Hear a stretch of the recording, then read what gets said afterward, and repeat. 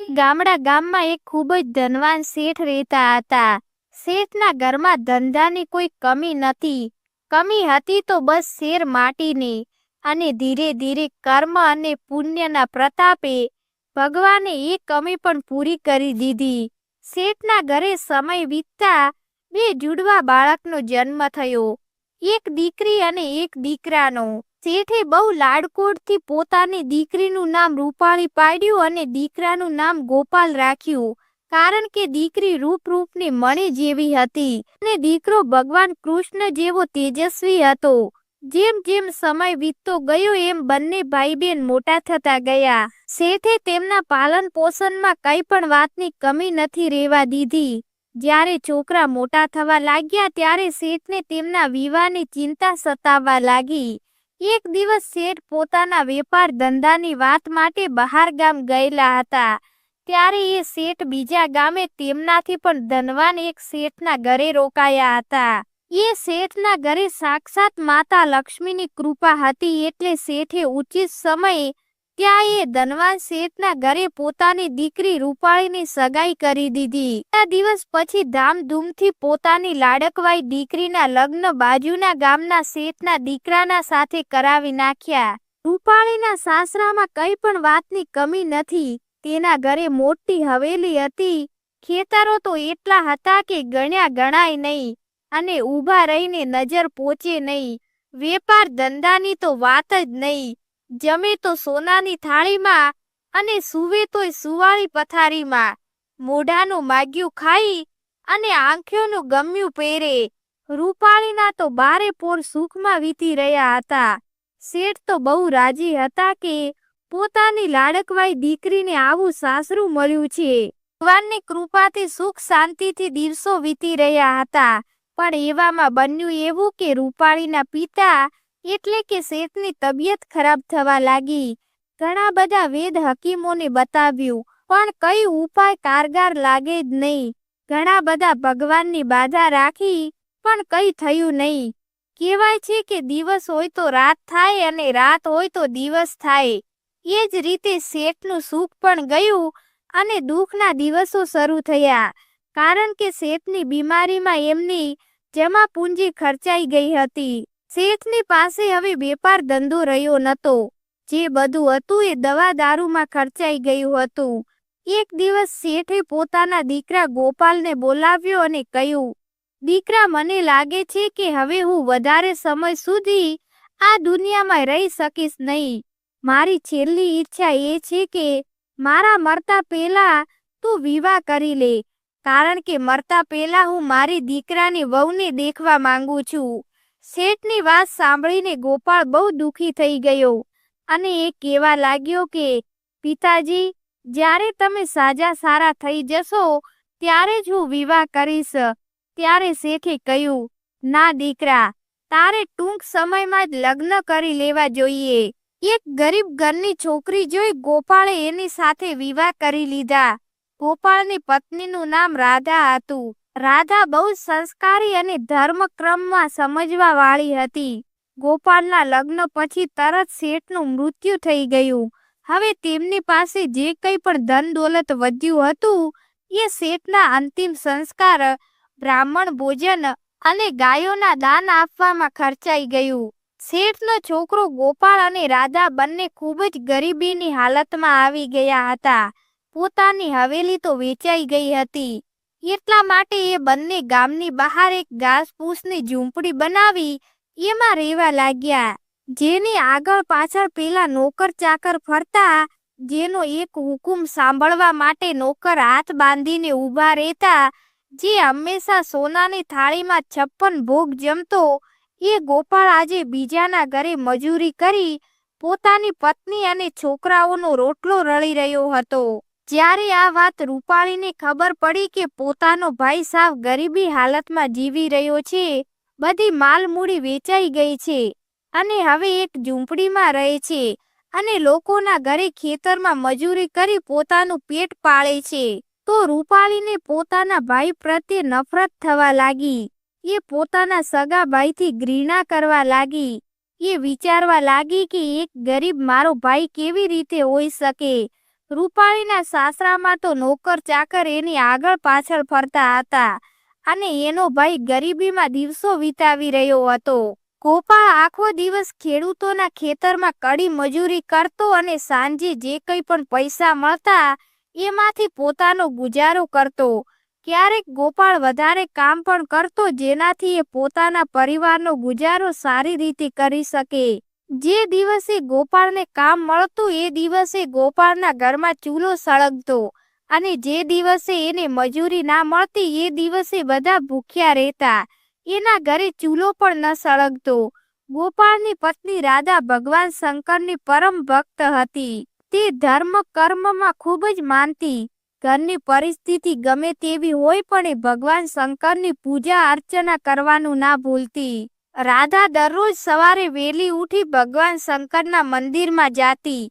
મંદિરમાં પહોંચી પ્રથમે મંદિરની સાફ સફાઈ કરતી અને ભગવાનની પૂજા કરતી હતી. ભગવાન ભોળેનાથ ઉપર રાધાને એટલો વિશ્વાસ હતો કે એને પોતાની ગરીબ પરિસ્થિતિથી ક્યારેય કોઈ શિકાયત ન હતી અને ભગવાનની પૂજા કરવામાં ક્યારેય કોઈ વાતની કમી ન રાખતી.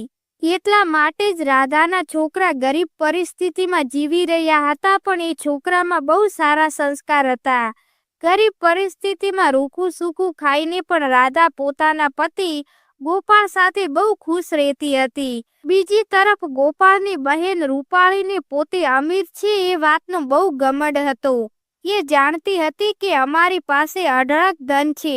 પોતાના ભાઈ સાથે એને સંબંધ રાખવામાં પણ બહુ જ શરમ આવતી હતી.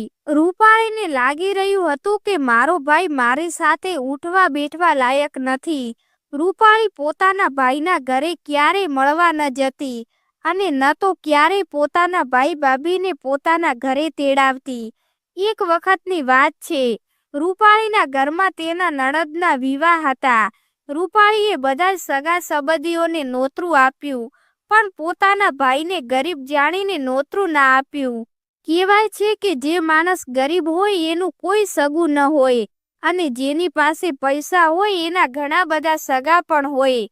આ જ હાલત હવે ગરીબ ગોપાળની હતી. એની બહેન રૂપાળી પેલા પોતાના ભાઈ ઉપર જીવ આપતી હતી. ઘડી બે ઘડીએ ભાઈના ઓવારણા લેતી હતી અને આજે ગરીબીના કારણે પોતાના સગા ભાઈને નોતરું પણ ન આપ્યું. ગોપાળને જ્યારે આ વિવાહ વિશે કોઈ બીજા માણસ પાસેથી ખબર મળી તો એને બહુ દુઃખ થયું. પરંતુ ગોપાળે એની પત્ની રાધાને જૂઠું કહ્યું કે મારી બહેન રૂપાળીના નણંદના વિવાહ છે, મારે એ વિવાહમાં જાવું છે. ત્યારે તેની પત્ની રાધાએ કહ્યું, તમારી બહેન રૂપાળીએ તમને નોતરું નથી આપ્યું અને ના કોઈ સગા જોડે તમને કેવરાવ્યું છે. ત્યારે ગોપાળે કહ્યું, ના, મારી બેને મને નોતરું આપ્યું નથી પણ મારે ત્યાં જવું જોઈએ કારણ કે ભાઈ બહેનનો સંબંધ ખૂબ જ પવિત્ર છે. એ બહાને હું મારી બહેન રૂપાળીને પણ મળીને આવીશ.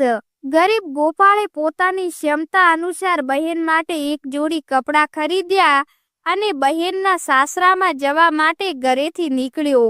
જ્યારે એ પોતાની બહેનના સાસરામાં પહોંચ્યો તો એના પર કોઈની નજર ન ગઈ પરંતુ તેની ઘમંડી બહેને ઓરડાની બારીમાંથી પોતાના ગરીબ ભાઈને જોઈ લીધો.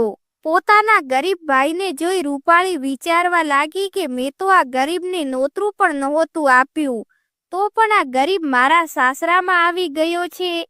પોતાના અમીર સાસરામાં પોતાના ગરીબ ભાઈને જોઈ રૂપાળીને જરા પણ સારું ન લાગ્યું.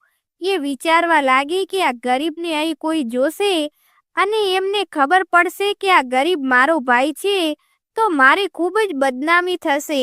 ત્યારે જ રૂપાળીની જેઠાણી રૂપાળીના ભાઈને જોઈ જાય છે અને રૂપાળીની જેઠાણી દોડતી દોડતી તરત રૂપાળીની પાસે આવે છે અને કહે છે, દેરાણી, તમારો ભાઈ આવ્યો છે. ત્યારે રૂપાળી બોલી કે આંગણામાં મારા જેઠ અને મારા સસરા બેઠા છે એટલે હું બહાર નહીં આવી શકું. તમે મારા ભાઈની પાસે જઈ મારા ભાઈને મારી પાસે લઈ આવો. મને બહાર જતા શરમ આવે છે.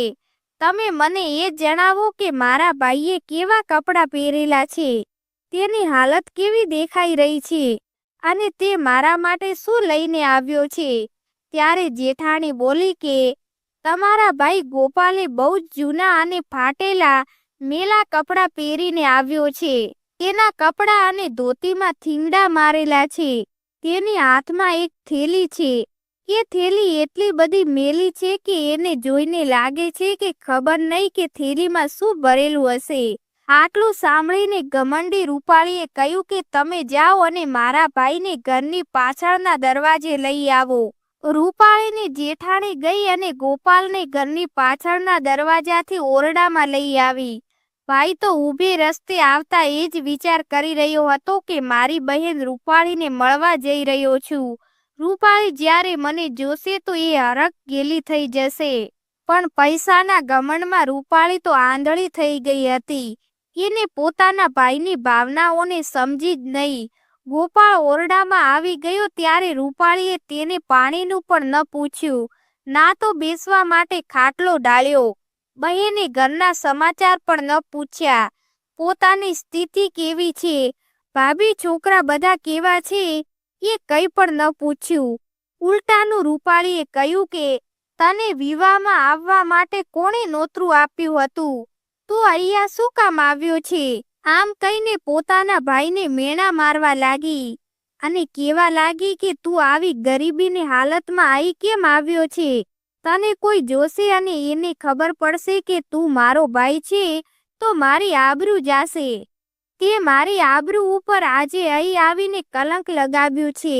ત્યારે ગોપાળે કહ્યું કે બહેન, મારું બહુ જ મન હતું તને મળવાનું, એટલે હું અહીં આવ્યો અને મને ખબર નથી કે તું મને જોઈને મેણા મારીશ. ત્યારે રૂપાળી બોલી, ઠીક છે, હવે તું જ્યારે આવી જ ગયો છે તો મારી સાથે ઘરમાં ચાલ. એમ કહી રૂપાળી એના ભાઈને એક ઓરડામાં લઈ જાય છે. એ ઓરડામાં પોતાના ભાઈને પૂરી બારણું બંધ કરી દે છે. જ્યાં સુધી હું તને ન કહું ત્યાં સુધી તું આ ઓરડામાંથી બહાર ન નીકળતો. બિચારો ગોપાળ તો પગપાળા ચાલીને બહેનના સાસરા સુધી આવ્યો હતો. એ બહુ ભૂખ્યો અને તરસ્યો હતો, પણ પોતાની ઘમંડી બહેનને એ વાતની કંઈ પણ ચિંતા ન હતી. પોતાના ભાઈને કંઈ પણ ખબર ન લીધી. એમ જ ધીમે ધીમે 2 દિવસ વીતી ગયા. ના તો રૂપાળીએ આવીને ઓરડાનું બારણું ખોલ્યું અને ના તો ભાઈએ કોઈને કંઈ કહ્યું. વિવાહમાં ઘણા બધા મહેમાનો આવ્યા હતા અને આખું ઘર સગા સંબંધીઓથી ખચોખચ ભરેલું હતું. પણ ઓરડામાં બંધ બિચારો ગોપાળ ભૂખ અને તરસથી તડપી રહ્યો હતો. હવે જ્યારે ગોપાળ અધમરી હાલત જેવો થઈ ગયો તો એને દરવાજો ખટખટાવવાનું શરૂ કર્યું. દરવાજાની ખટખટ સાંભળી રૂપાળીના ભાણેજની વહુએ દરવાજો ખોલી નાખ્યો. ગોપાળ પોતાની બહેનને મળ્યા વગર અને કોઈને કંઈ પણ કહ્યા વગર ચૂપચાપ પાછળના દરવાજેથી બહાર નીકળી ગયો. એ સમજી ગયો હતો કે એની બહેન એને મળવા નથી માંગતી અને ના તો એની સાથે ભાઈ બહેનનો સંબંધ રાખવા માંગે છે. એ પૈસાના ઘમંડમાં ચૂર થઈ ગઈ છે. ભાઈ ગોપાળ બિચારો 2 દિવસથી ભૂખ્યો અને તરસ્યો હતો.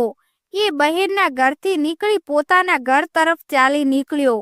પણ ભૂખ અને તરસથી રસ્તામાં ચાલતા તેના પગ લથડવા લાગ્યા. ચાલતા ચાલતા એ વચ્ચે વચ્ચે બેસી જતો અને ફરીથી ઉઠીને ચાલતો. આમ કરતા કરતા એ અડધા રસ્તા સુધી આવી પહોંચ્યો. પણ ભૂખ અને તરસથી તેની હાલત ખરાબ થઈ ગઈ. એ બિલકુલ અધમરા જેવો થઈ ગયો હતો અને છેલ્લે ગોપાળ અધમરી હાલતમાં રસ્તામાં ઢળી પડ્યો. ભગવાન ભોળેનાથ અને માતા પાર્વતી આ બધું જોઈ રહ્યા હતા. માતા પાર્વતીએ ભોળેનાથને કહ્યું કે હે સ્વામી, ગોપાળ તો બેહોશ થઈ ગયો છે. આપણે ગોપાળની પાસે જઈને જોવું જોઈએ, કારણ કે ગોપાળની પત્ની આપણી પરમ ભક્ત છે. આપણી દરરોજ પૂજા કરે છે.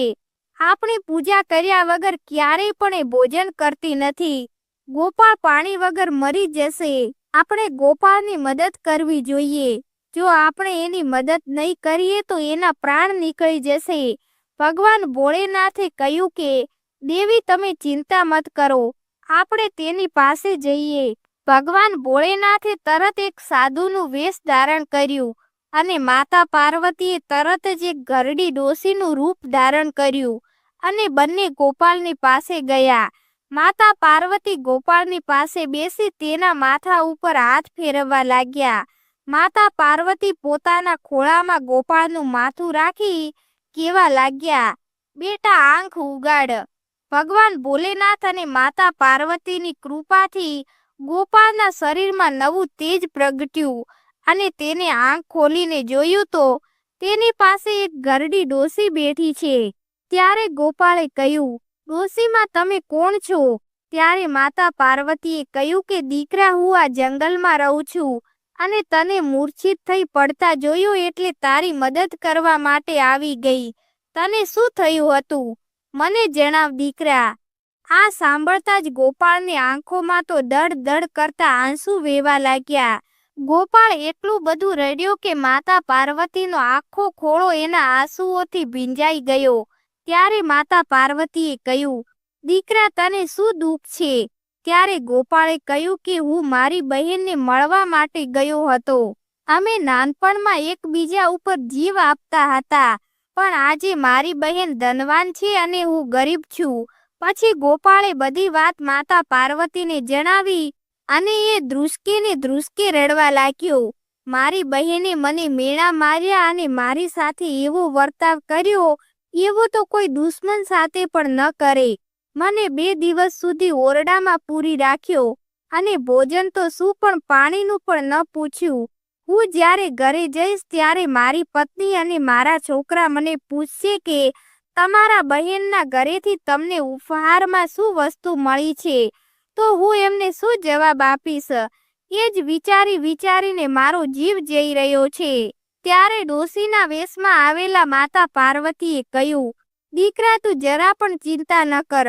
હમણાં જ હું બધો બંદોબસ્ત કરી દઉં છું. અહીંથી થોડી દૂર મારો બગીચો છે. તું મારી સાથે બગીચામાં ચાલ. બગીચામાં ઘણા બધા પ્રકારના ફળ અને ફૂલ ખીલેલા છે. તને જે પણ પસંદ હોય એ તું તોડી લેજે. બધા ફળ તું તારી થેલીમાં ભરીને ઘરે લઈ જજે. ગરીબ ગોપાળ માતા પાર્વતીની સાથે બગીચામાં ગયો. બગીચામાંથી તેને ઘણા બધા ફળ તોડી પોતાની થેલીમાં ભર્યા.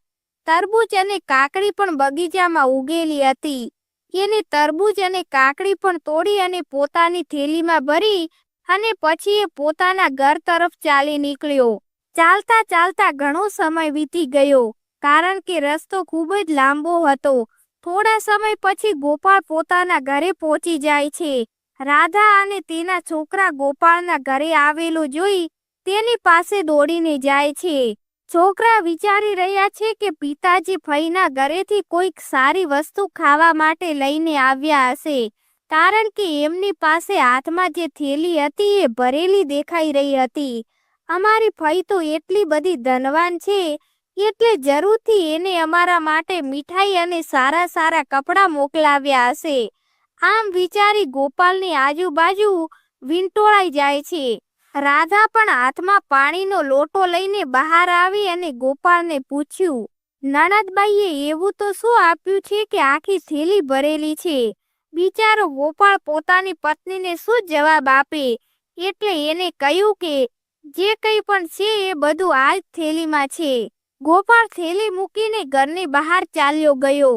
રાધા થેલી લઈને ખોલીને અંદર જુએ છે તો થેલીની અંદર એક મોટું તરબૂચ હતું અને કેટલીક કાકડી હતી, જે એકદમ સોનાની જેમ ચમકી રહ્યા હતા.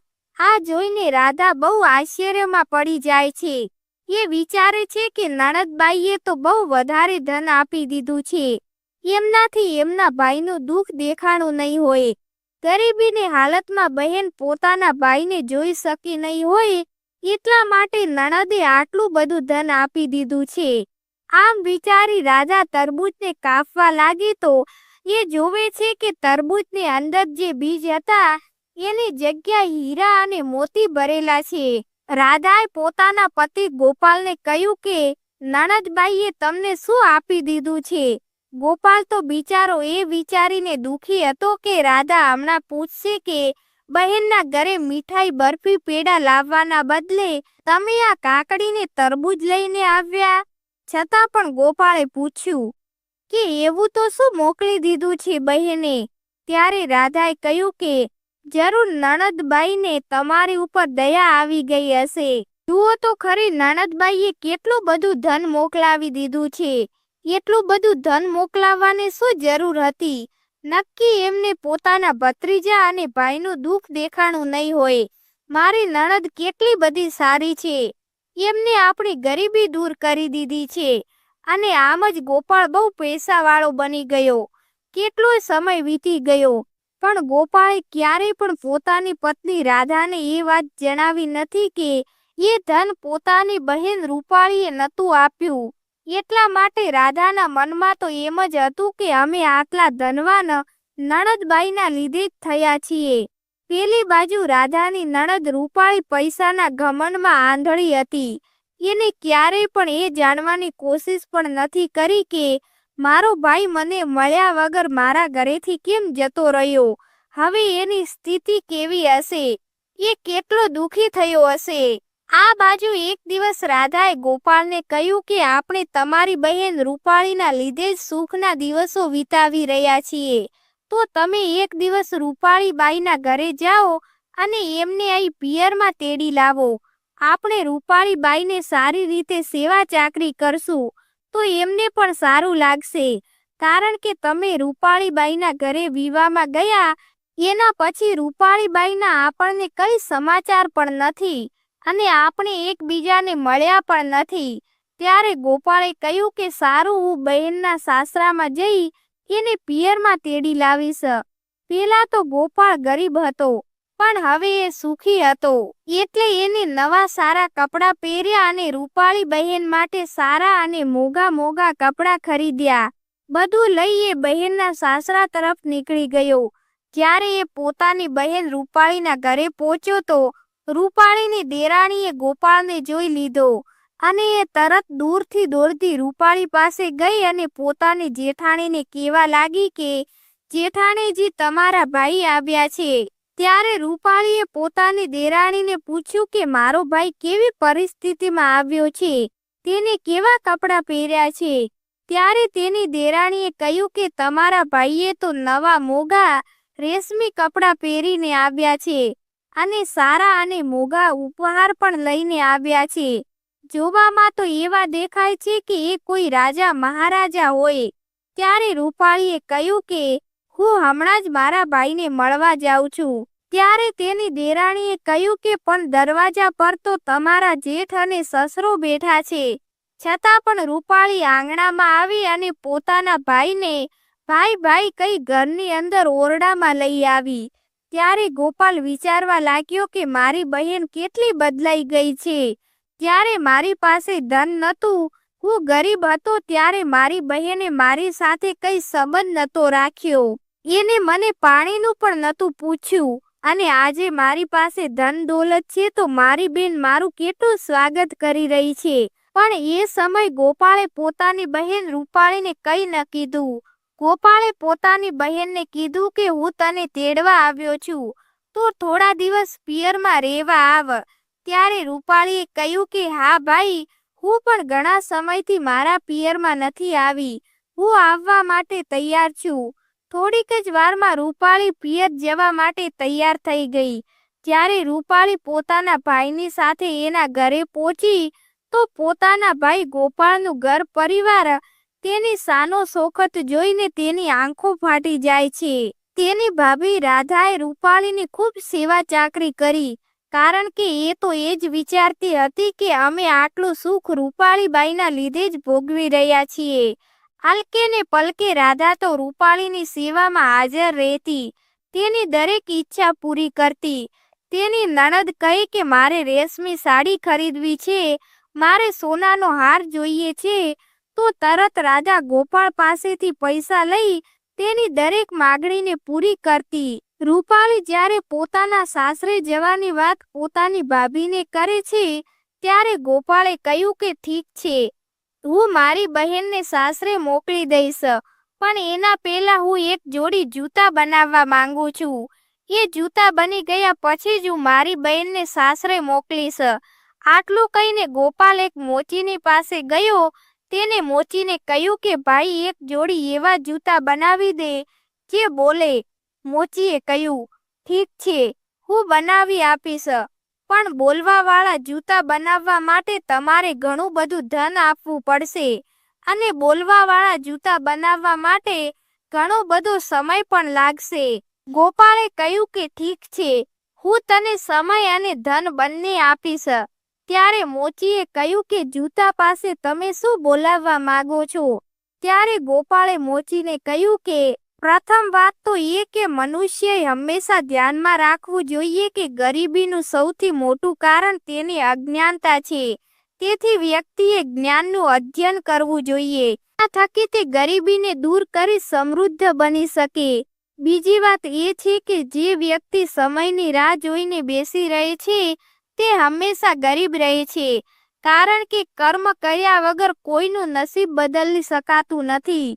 તેથી જો ધનિક બનવું હોય તો કર્મિક બનો અને સમયનો સદુપયોગ કરો. ત્રીજી વાત એ છે કે વ્યક્તિ વારંવાર આળસ કરે છે પણ આળસનો ત્યાગ કરતો નથી અને પોતાને ગરીબ અને દીન સમજતો રહે છે. તે હંમેશા ગરીબ જ રહે છે અને ક્યારેય અમીર બની શકતો નથી. તેથી જો અમીર બનવું હોય તો આળસનો ત્યાગ કરો. ચોથી વાત એ છે કે આ સંસારમાં ગરીબીથી મોટો કોઈ અભિશાપ નથી. તેનું જ્ઞાનનું અધ્યયન કરીને જ દૂર કરી શકાય છે અને આ કામ તમારે પોતે જ કરવું પડશે. પાંચમી વાત એ છે કે જો ગરીબી દૂર કરવી હોય તો સમયને દોષ આપવાનું બંધ કરો અને મજબૂર ન બનો. કર્મ કરીને કર્મિષ્ઠ બનીને ગરીબી દૂર કરો. છઠ્ઠી વાત એ છે કે જે મનુષ્ય ક્યારેય કાર્ય કરતો નથી, ભાગ્યના ભરોસે બેસી રહે છે અને પોતાના નસીબને કોસે છે તે હંમેશા ગરીબ જ રહે છે. સાતમી વાત ગોપાળે મોચીને કહી કે જે મૂર્ખ હોય છે, અજ્ઞાન હોય છે, ગરીબી હંમેશા તેને જ સતાવે છે. જે રીતે યુદ્ધમાં શસ્ત્ર વિના વિજય મેળવી શકાતો નથી, તે રીતે જ્ઞાન વિના ગરીબી પર જીત મેળવી શકાતી નથી અને તેને દૂર કરી શકાતી નથી. આઠમી વાત ગોપાળે મોચીને કહી કે પૈસાના બજારમાં માનવીની તહજીબ બદલાઈ ગઈ છે. ધન દોલતથી જોડાયેલા સંબંધો છે, ત્યારે ગરીબની સાથે કોઈ સંબંધ રાખવા માંગતું નથી. આ પૈસાના બજારમાં જ્યાં ધન છે ત્યાં જ સંબંધ છે અને ગરીબ માટે કોઈ સ્થાન નથી. મારી બહેના જૂતા પહેરીને જ્યારે ચાલશે તો આ અવાજ સાંભળી એને ખબર પડશે કે પૈસાના અહંકારમાં આવી ભાઈનું અપમાન ન કરવું. તેને ખબર પડશે કે મેં મારા ભાઈનું હૃદય બાળી નાખ્યું છે.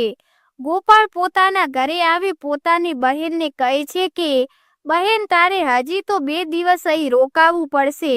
મેં તારી માટે બહુ કિંમતી જોડા બનાવવા માટે આપ્યા છે. એ જોડા આવી ગયા પછી તું તારે સાસરે ચાલી જજે.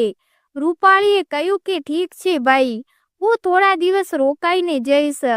2 દિવસ પછી નવા જૂતા બનીને આવી જાય છે. રૂપાળી તો એ નવા જોડાને જોઈને બહુ જ રાજી થાય છે.